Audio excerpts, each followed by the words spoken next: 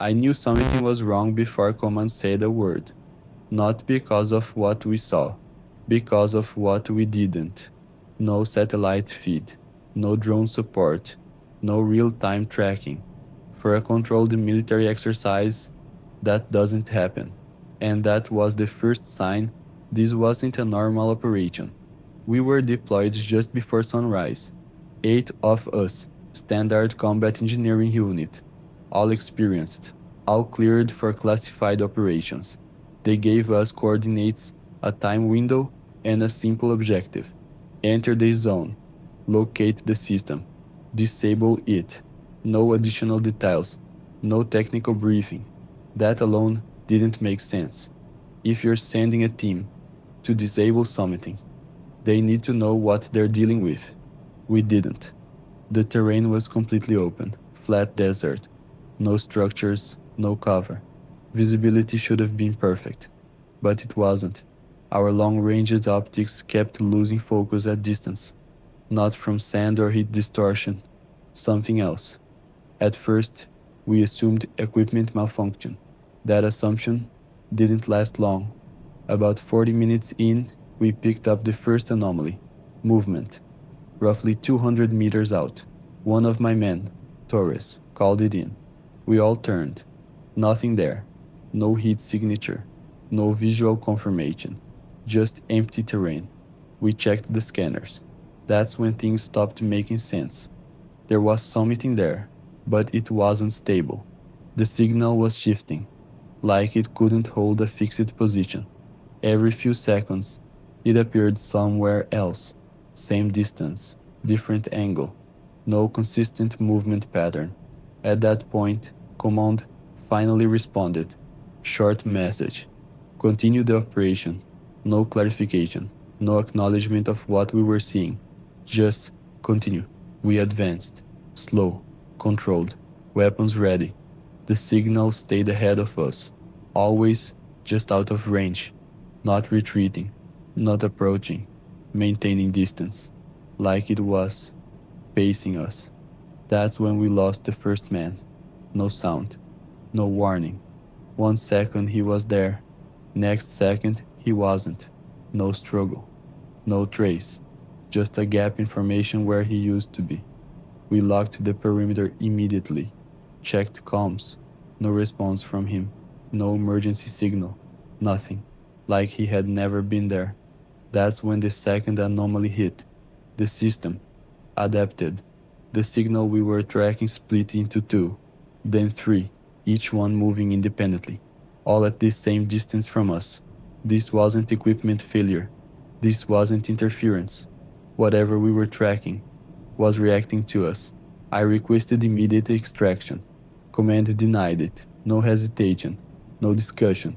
Just one line. Proceed. That's when it became clear. We weren't there to disable anything. We were there to test it. We changed formation, tightened spacing, reduced exposure. Didn't matter. It already understood how we moved. Every adjustment we made.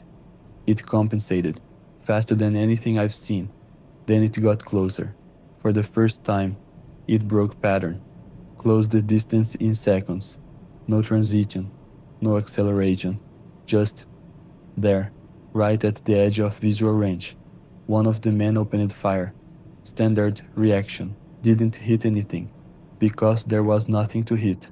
But the signal reacted. Spiked instantly. Stronger than before. More precise. Then we heard something. Not through the environment. Through the comms. A distorted echo. Fragments of our own voices. Played back out of sync. Commands we hadn't given yet. Movements we were about to make. It wasn't just tracking us. It was predicting us.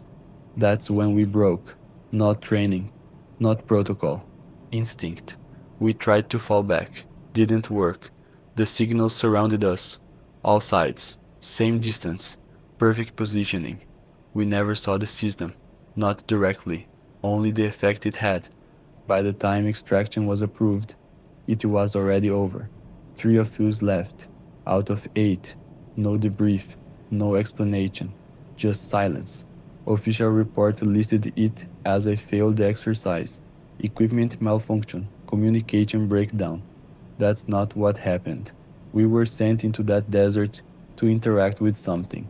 Something that learns, something that adapts, something that doesn't need to be seen to control the situation, and whatever it was.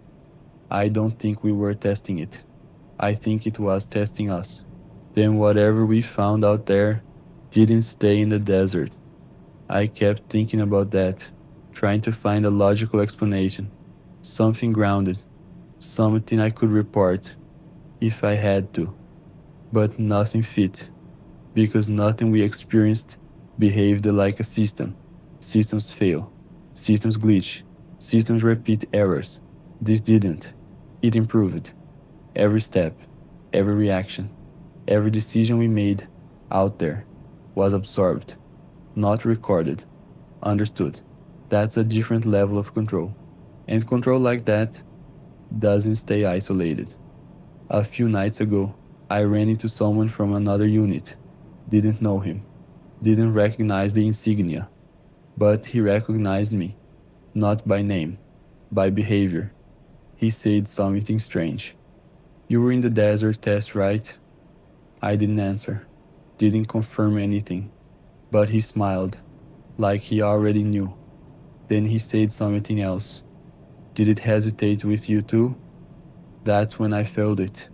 That same feeling, the one from the field, like something was slightly out of place. I asked him what he meant. He just shook his head, said it didn't matter. Then he walked away. I never saw him again. No record of him, no assignment logs, no unit reference. I checked.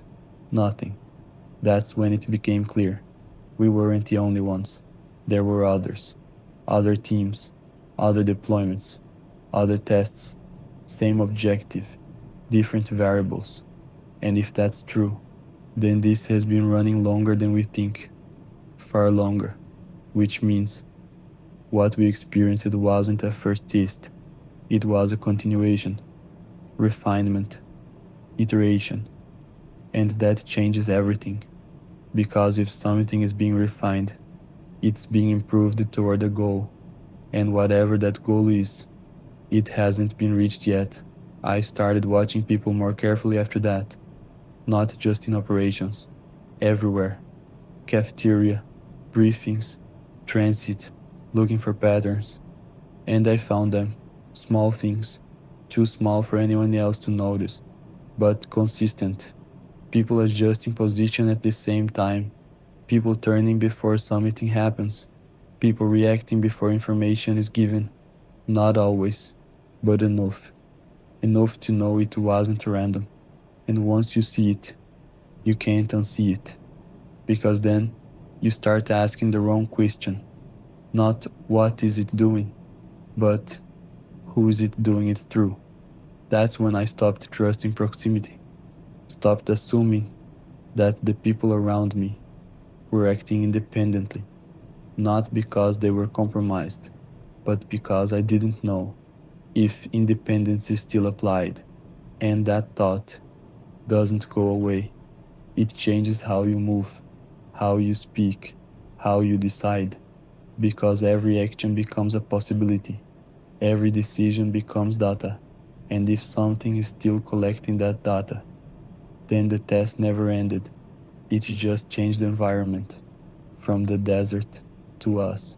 And that's the part that doesn't show up in reports, because you can't document it, you can't prove it, you can't even fully describe it, but you feel it, in hesitation, in timing, in the way things align just a little too perfectly. And once you notice that, you realize something else. It doesn't need to be everywhere. It just needs to be enough. Enough to understand the system. And we are the system. That's what we got wrong from the start. We thought we were observing something external, something separate. We weren't. We were inside it, part of it. And if that's true, then there's no clear line between where it ends and where we begin. And that's not something you can shut down. That's not something you can extract from. That's something you carry, whether you want to or not. So no, I don't think we were testing it, and I don't think it was just testing us either. I think it was building something, and we were part of the process. And if it's still building, then whatever comes next is already in motion.